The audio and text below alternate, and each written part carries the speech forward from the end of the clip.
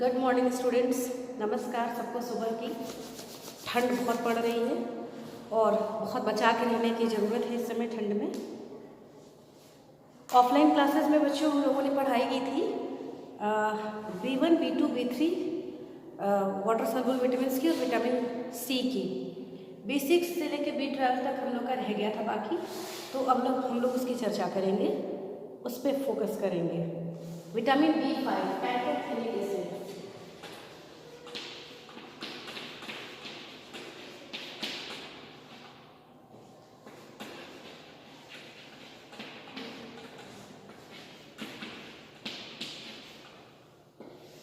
ये vitamin carbohydrate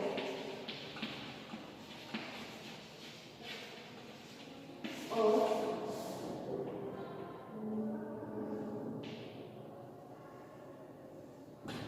amino acid के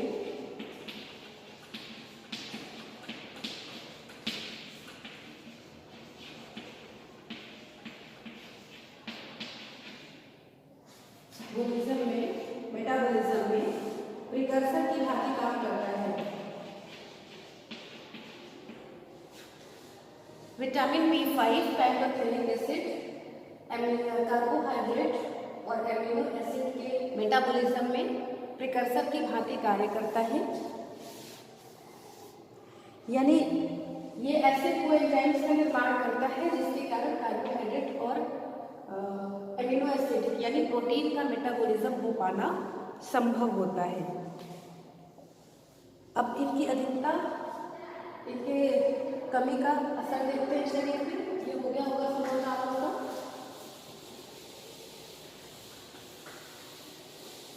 यहाँ पे हम लोग लिख देते हैं पेट ऑफ डेफिशिएंसी। ये इनकी कमी का क्या प्रभाव पड़ता है और यहाँ पे किसी भी विटामिन के इनका और कमी का क्या प्रभाव पड़ता है। अलग अलग कॉलम हम लोग इसको करेंगे यूज।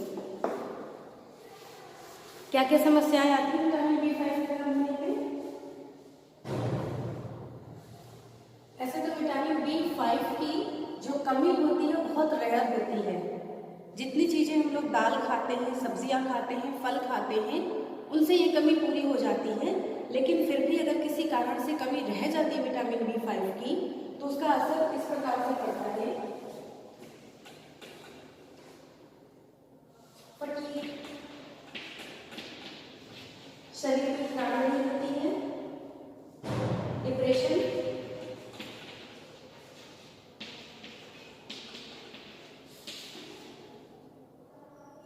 वोमिटिंग, स्टमक पेन,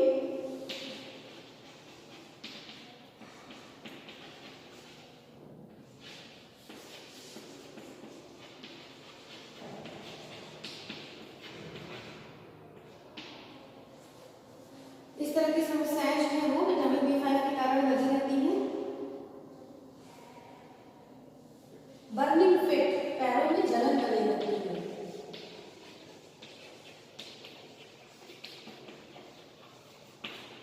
पैरों में जलन बनी रहती है और इनकी अधिकता के कारण होता है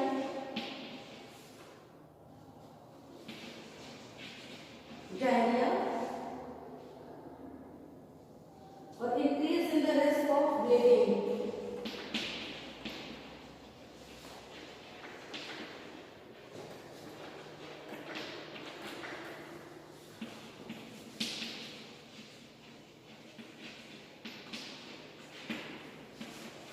दूसरा इसका जो पॉइंट,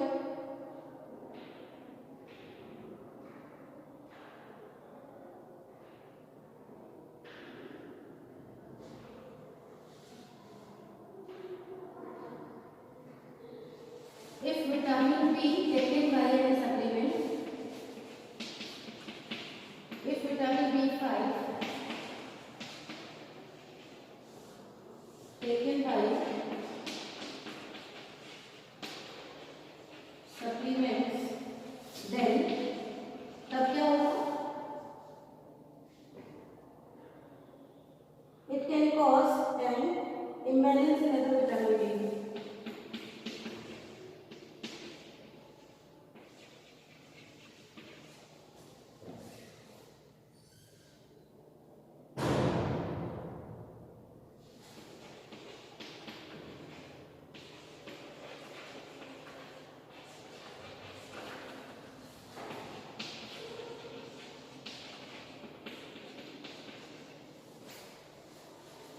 अगर इसकी अधिकता शरीर में हो जाती है, पहले हमने कमी के बारे में बताया कि कमी से फटीग यानी थकान बनी रहती है, डिप्रेशन यानी कि चिंताएं बनी रहती हैं, और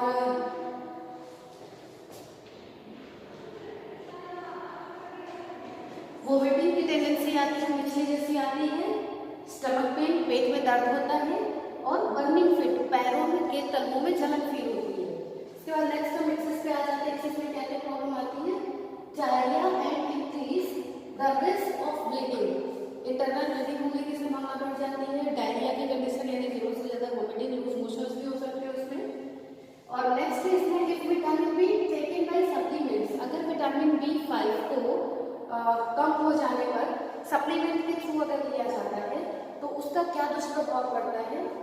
अगर सप्लीमेंट से हमने लिया और वो हमारे शरीर में ज्यादा हो गया तो उसका क्या दुष्प्रभाव पड़ता है? Then it can cause an imbalance of other vitamin B. ये क्या हो सकता है? दूसरे जो विटामिन बी हैं उनकी मात्रा को इम्बैलेंस अनियंत्रित करने का कारण इसका सप्लीमेंट हो सकता है। तो ये दोनों अलग अलग प्रभाव पड़ते हैं विटामिन B5 के। नेक्स्ट हम लोग बात करेंगे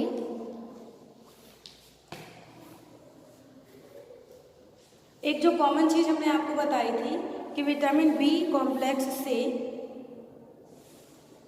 डर होता है डिफरेंट टाइप की स्किन डिजीज होने का, तो आप इसमें भी डाल सकते हैं विटामिन B5 के कारण भी कैलेंडर की प्रॉब्लम आती है,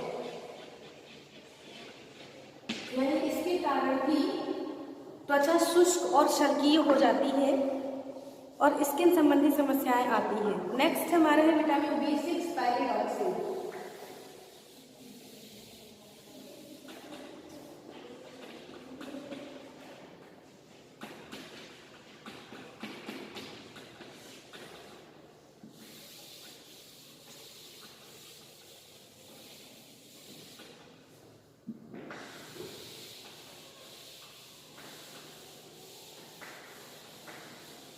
विटामिन B6 पैराडॉक्सिन क्या करता है?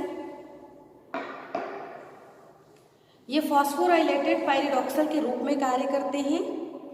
ये डी कार्बोक्सिलेशन, एमिनो एसिड के ट्रांसएमिनेशन, फैटी एसिड के मेटाबॉलिज्म आदि अनेक एंजाइमेटिक रिएक्शंस में को एंजाइम की तरह कार्य करते हैं। और सबसे बड़ी चीज़ कि इनकी कमी से होने वाले प्रभाव का बहुत डीपली या गहरा अध्ययन मनुष्य के ऊपर नहीं किया गया है, यानी जो कॉमन प्रॉब्लम्स आती हैं बाकी विटामिन में वो इनके साथ आएंगी। सबसे पहली चीज़ हम जान लें डीकार्बोक्सिलेशन, ट्रांसएमिनेशन और फैट के मेटाबॉलिज्म, यानी कि प्रोटीन, फैट और कार्बोहाइड्रेट तीनों के चयापचय में विटामिन B6 एंजाइम के निर्माण करने का और उनके पाचन में सहयोग करने का काम करता है। अब इनकी कमी और अधिकता का प्रभाव भी हम लोग देखें।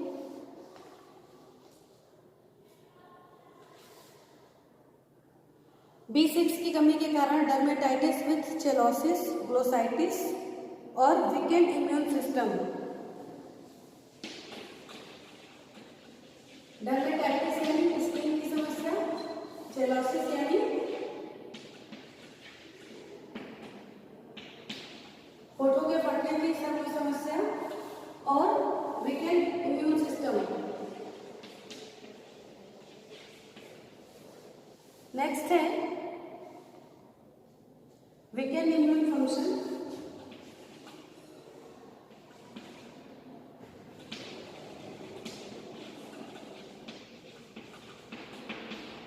और ग्लोसाइटिस यानी जीभ में सूजन।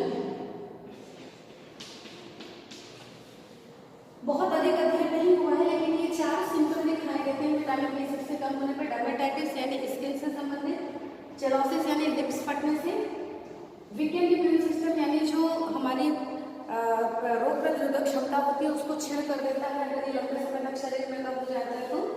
ग्लोसाइटिस यानी जीभ में स्वेलिंग होना। अधिकता के प्रभाव इसके हैं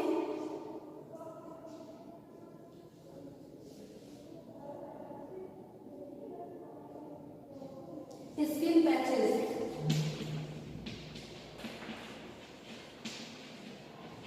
त्वचा पर चकत्ते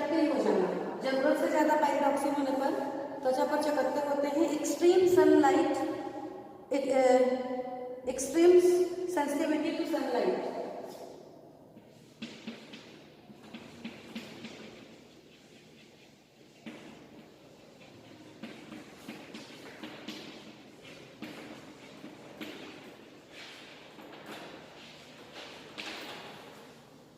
हमारी त्वचा इतनी कमजोर हो जाती है लगातार इसकी मात्रा बढ़ने से कि एक्सट्रीम सेंसिटिविटी टू सनलाइट, सूर्य का जब प्रकाश पड़ेगा तो अतिरिक्त संवेदनशील हो जाती है हमारी त्वचा और सनबर्न टाइप की प्रॉब्लम्स होती हैं, जिससे कि स्किन पर सूर्य की रोशनी के कारण जलने का जो असर होता है वो दिखाई देने लगता है।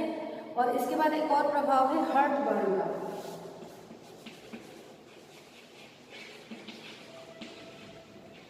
हृदय में हमारे जलन जैसी फील होने लगती है। ठीक है, तो ये है हमारा B6 पायरोक्सिन की कमी और अधिकता का प्रभाव। ध्यान से आप लोग देख लें। इसके बाद नेक्स्ट है B7 बायोटिन।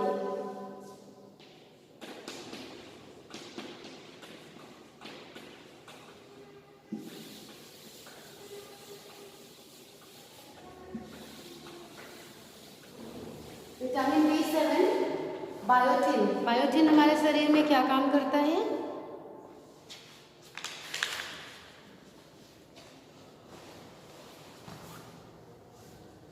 बायोटिन को इनऑक्सीटॉल भी बोलते हैं।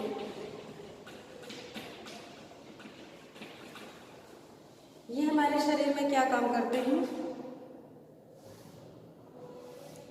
फैट एनालिसिस और एनर्जी प्रोडक्शन, ऊर्जा बनाने वाली अभिक्रिया जो होती है उसमें इनका भी महत्वपूर्ण योगदान होता है।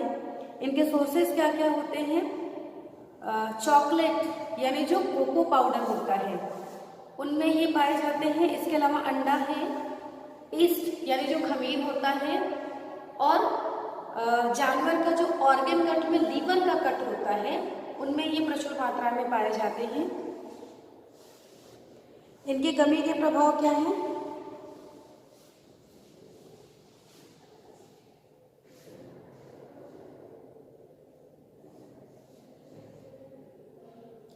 सबसे बड़ा दुष्प्रभाव जो इसकी कमी का दिखता है वो हेयर लॉस होता है।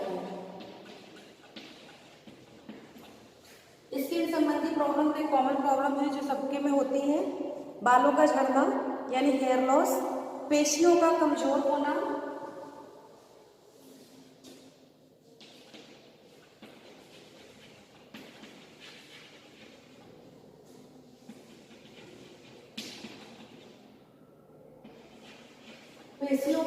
पेशियों का कमजोर होना, सीजर,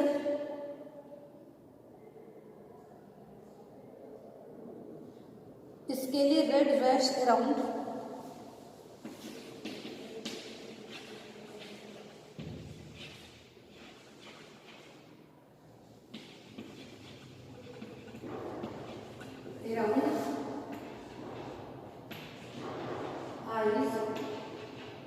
nose,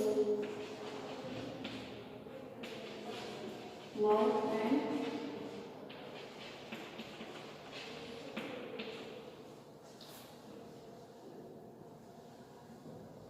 शल्क की तरह के, जिसको हम लोग रैश बोलते हैं या खुरदरी त्वचा बोलते हैं, शल्क की तरह से रेड या रेडनेस हो जाते हैं या लाल रंग का प्रतीत होता है आंखों के नीचे, नोज पे, माउथ पे और जेनाइटल्स यानी जो जननांग होते हैं, बाह्य जननांग, उनके पास रेड रैशेस प्रतीत होने लगते हैं इनकी कमी के कारण। इसके अलावा सीजर है,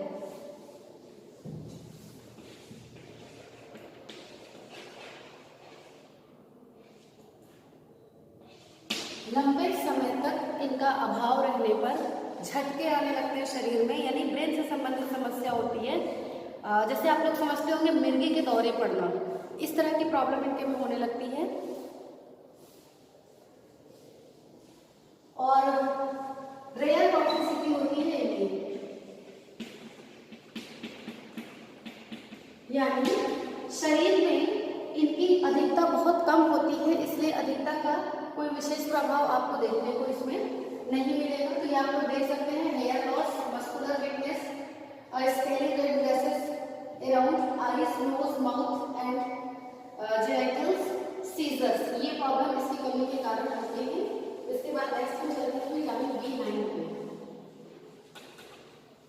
फोलिक एसिड या फोलेट।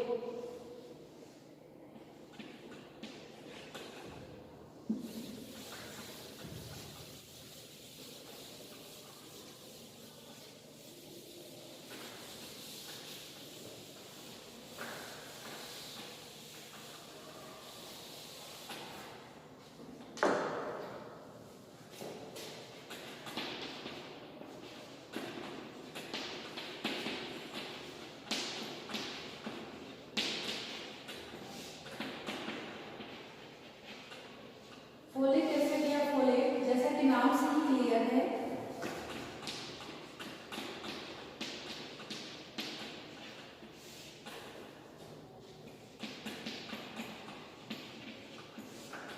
फोलेट यानी हम फोलेट को आयरन से संबंधित मानते हैं। ये आयरन से ही संबंधित होता है फोलेट, जिसे हम लोग विटामिन B9 भी बोलते हैं, जिसके कारण जो सबसे इम्पॉर्टेंट प्रॉब्लम शरीर में आती है विटामिन B9 के कारण, उसको हम लोग बोलते हैं एनीमिया, माइक्रोसिटिक एनीमिया। सबसे इम्पॉर्टेंट प्रॉब्लम जो आती है वो माइक्रोसिटिक एनीमिया।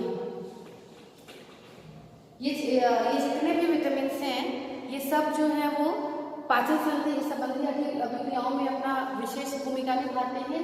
इसके अतिरिक्त विटामिन B9 यानी फोलिक या फोलेट ये होते हैं, और विटामिन B12 जिसको अभी हम आगे बताएंगे, ये दोनों आयरन के चयापचय में भी अपना रोल निभाते हैं और हीमोग्लोबिन के लेवल को मेंटेन करने में, लाल रक्त कणिकाओं के नियमन में भी अपना ये विशेष योगदान देते हैं, जिस कारण इनकी कमी होने से इस तरह की प्रॉब्लम आती है, heart disease, shortness of breath.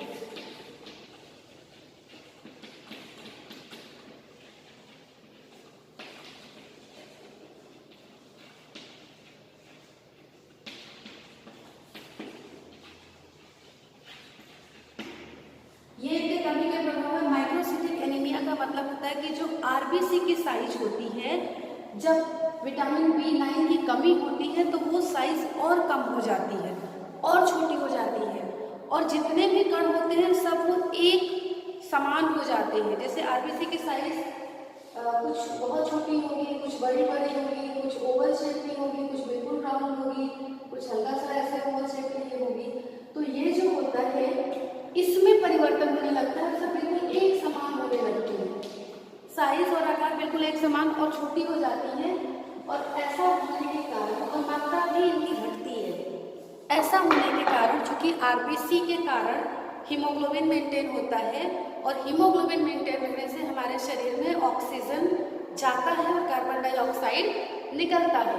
तो जब इनकी मात्रा में कमी होगी लगातार, तो रक्त का वॉल्यूम घटना शुरू हो जाता है, जिसके कारण रक्त हमारे शरीर में कम होने लगता है, और इसको हम लोग माइक्रोसिटिक एनीमिया बोलते हैं। माइक्रो यानी रक्त के जो कण हैं उनकी साइज और उनके आयतन में निरंतर कमी होना, इसलिए इसको हम लोग माइक्रोसिटिक एनीमिया बोलते हैं।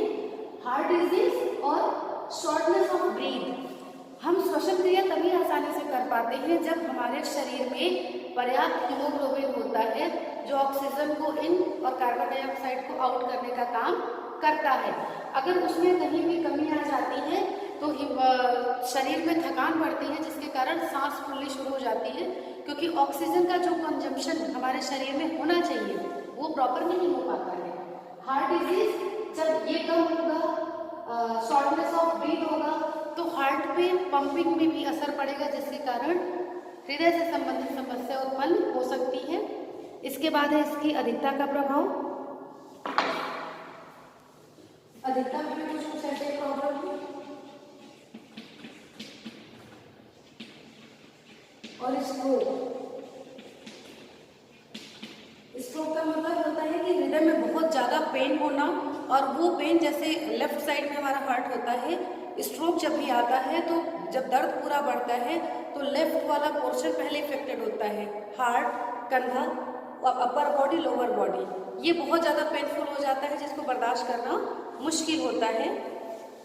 इसके बाद हम लोग आ जाते हैं नेक्स्ट B12 साइनोकोबैलामाइन।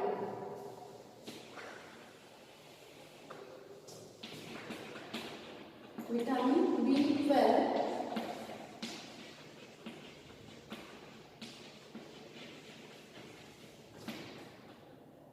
कोबैलामाइन।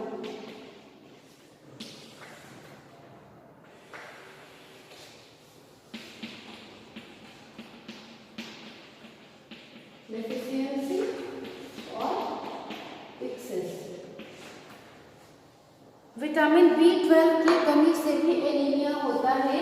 इस एनीमिया का नाम होता है megaloblastic.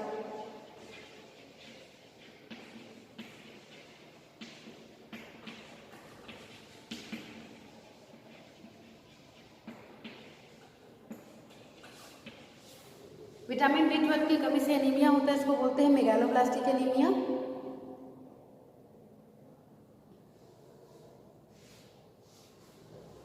Nervous system affected,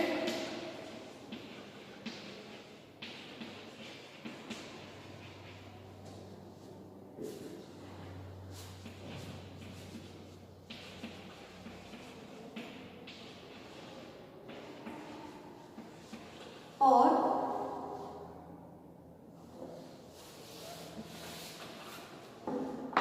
weakness and tiredness.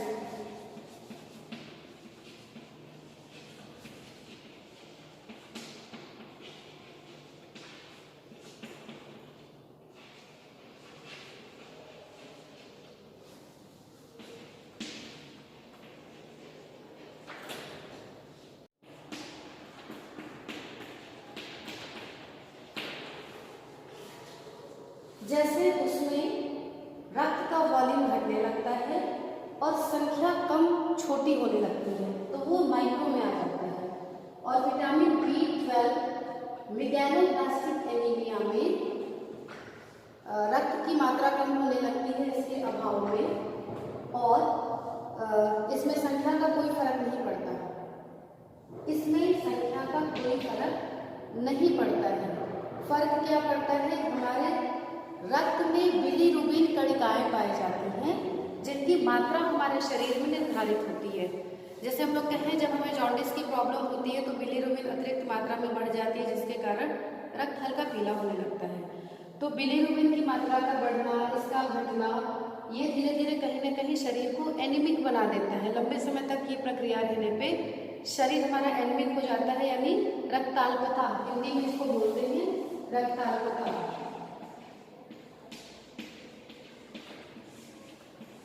रक्त की मात्रा हमारे शरीर में कम होने लगती है, और जब भी हमारे शरीर में रक्त की मात्रा कम होगी, ऑक्सीजन के शरीर में जाने का प्रभाव कम होने लगेगा, जिसके कारण कमजोरी और थकान होती है।